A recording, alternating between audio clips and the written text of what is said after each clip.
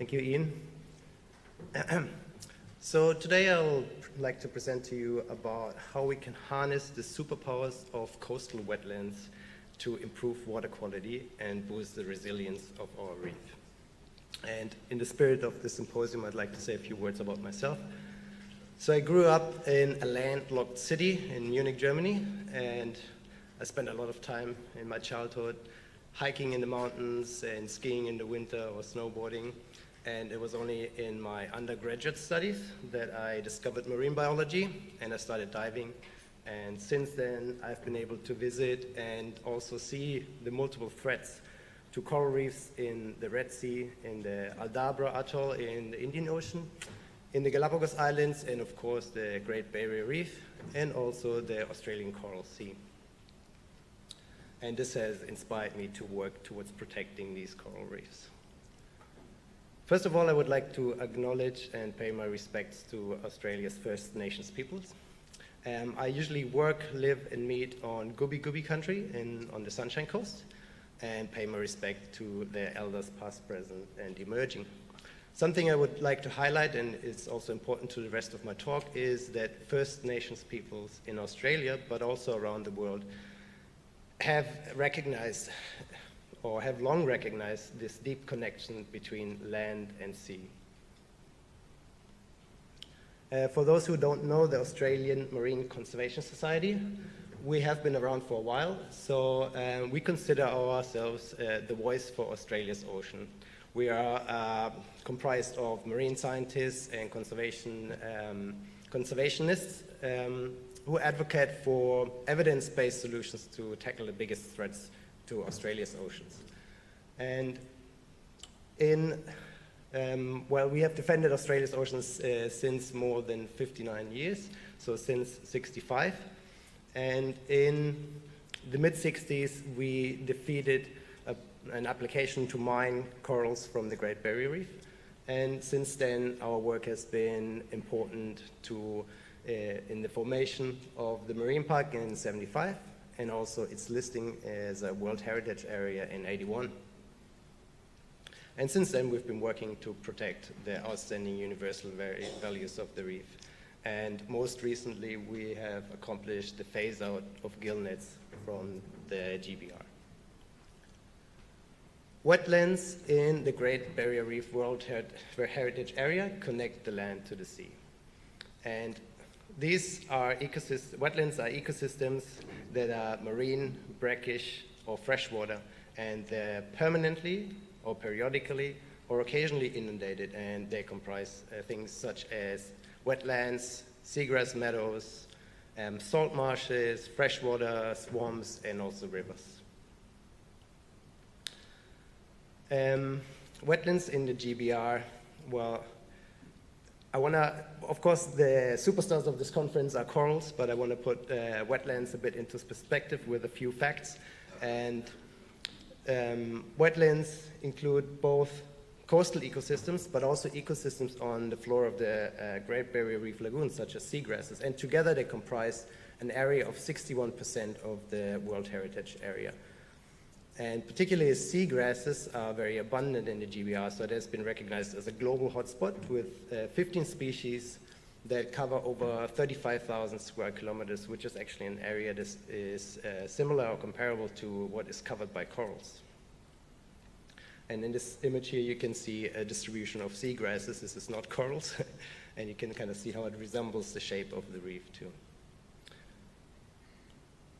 And of course, these seagrasses, for example, are important habitats for dugongs, sea turtles, many marine fish species, and invertebrates.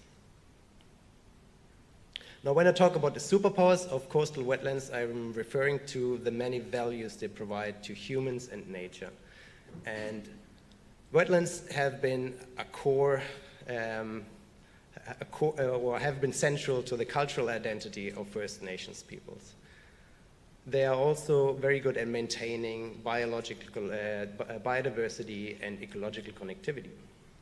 They protect our coastlines from extreme weather events such as floods, cyclones, and strong wave action. They're also really good carbon sinks, so they act as buffer against climate change. And wetlands are really good water filters.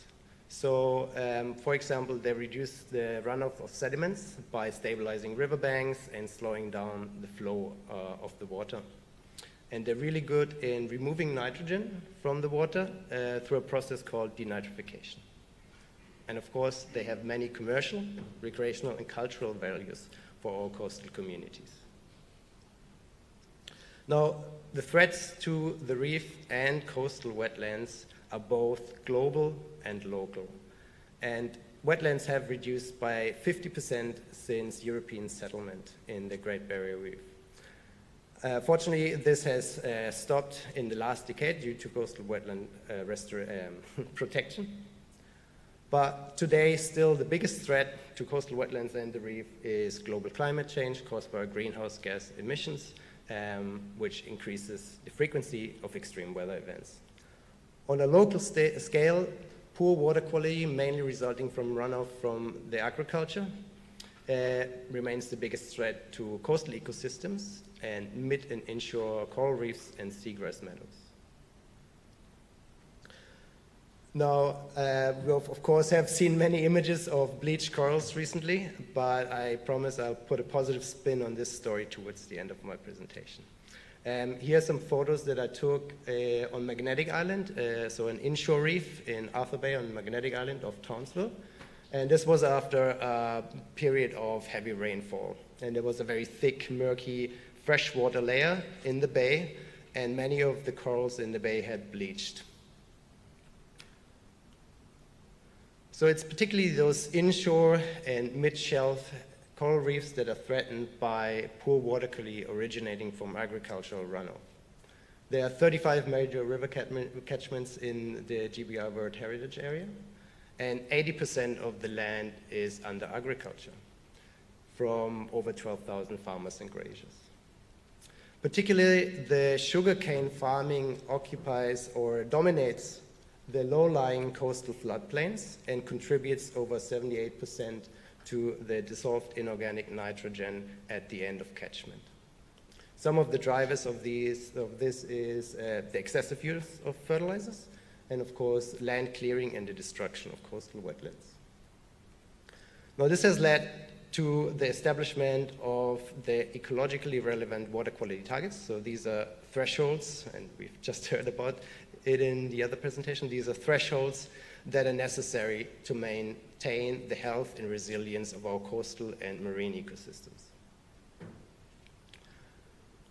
And although there has been some progress, it was recognized in the past that purely concentrating on changing farmer practices will not be enough to meet the water quality targets. So at AMCS, we were wondering, what can wetlands do, or can wetland restoration be part of the solution to improve water quality in GBR reef catchments? And in 2022, we gathered a group of stakeholders from government, research, NRMs, and conservation organizations to evaluate the effectiveness of coastal wetland restoration as means to meet water quality targets. And the main goal of this document, of the report that came out of this exercise, was to justify further investment by Australian and Queensland governments into wetland restorations as means to improve water quality. And today I'll just show you one of the key highlights from this report. And let's consider two options. Option number one is more or less business as usual, or concentrating on changing farmer practices. And this has an approximate cost of 768 Australian dollars per kilogram of dissolved inorganic nitrogen removed from the system. When compared to option two, wetland restoration and or construction, which has an approximate cost of 23 to 40 Australian dollars per kilogram that is removed from the system. Now, obviously, these numbers sound almost too good to be true, and we have to take them with a grain of salt. So wetland restoration and construction has a very high initial investment and maintenance cost. And they need to be very well located and very well designed to to get these outcomes. And the difference between constructed and restored wetlands is that, well, constructed wetlands have a higher initial investment and maintenance cost, but they're really effective in improving water quality. Versus restored wetlands have a somewhat lower initial and maintenance cost, but at the same time, they're very good at delivering those multiple benefits both for biodiversity and for our cultural values. So our recommendations for next steps are that the Queensland and Australian governments need to prioritize investing into restoring coastal wetlands as means to meet water quality targets. And this includes the identification or funding effort to improve fine-scale mapping of pollution hotspots. And some of this is obviously underway, but I think particularly we need to improve the fine-scale mapping of nitrogen pollution hotspots so we can better direct our efforts to where to put those restoration efforts. And it also requires the scaling up of previously successful wetland restoration projects. So overall, we should consider wetland restoration as an essential tool in this toolbox of resilience-based management to improve the resilience of our reef. And let's get back briefly to my little photo story. So after visiting this reef in Arthur Bay in April, when I found many of the corals bleached, I came back to the same spot about 5 months later and took a photo of the exact same coral colony and had completely recovered. And I think that it is a good example of how some of the inshore reefs or in coral, particular coral species, have a higher resilience or tolerance to poor water quality, but only if that occurs over a shorter time period and in isolation from other threats. So First Nations peoples have known this for a long time, and we as people who work with the reef are also aware of the very intricate link between land and sea. But I think as a group, we have to do better, or we have a duty to communicate this better to the general public and improve the understanding that the reef is not an isolated island in the ocean, but that there's a strong link between land and sea. And so we need to improve our communication and make sure that people know that our individual and collective actions on land and in the sea have a direct impact on our global climate and on extreme weather events, on water quality in reef catchments. And these are obviously all linked to the health of the reef and the coastal ecosystems. And in that sense, they're also linked to the livability and job security in our coastal communities. So I think one of the things that we should expect from our leaders is that they prioritize management actions that are on a global scale. So reducing greenhouse gas emissions by committing to very ambitious emission reduction targets and phasing out fossil fuels. And at the same time, some of these are at local scale, such as committing to strong actions that improve water quality and boost the health of our reef. Thank you.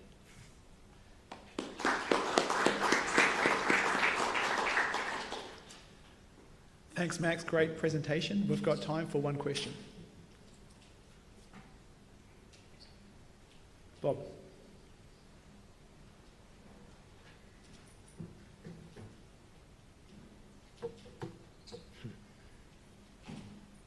Appreciate that, and I do understand the importance of wetlands, and I think one of the things I've been involved in NRM bodies and things like that, and the business of wetlands has always been there for a lot of natural resource groups to look at.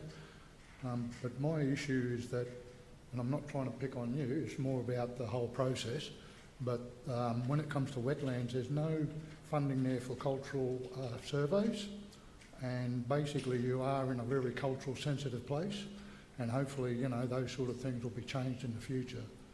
Because at the moment, You know, I've seen the Biodiversity Act virtually override the Cultural Heritage Act in a way where they're bulldozing fence lines along rivers without cultural heritage. So I just thought I'd raise that point, that it's something where there's a mismatch, and I think if there was that process involved, you'd have a lot more traditional owners involved. Thank you very much. So we're just going to acknowledge very briefly your comment, and I think, yeah, it's great, and I think that displays not only the cultural value of wetlands, but also how difficult it is to kind of incorporate all of these values. But I think, yeah, particularly First Nations values and cultural identity should stay at the forefront, and I think that's not something that has been considered enough in all of these planning processes. And obviously, I was talking specifically just how we can improve water quality targets, but I think all of these values are essential, and all of these should be considered, and ideally they should be considered when we look at cost effectiveness of these things. Thank you.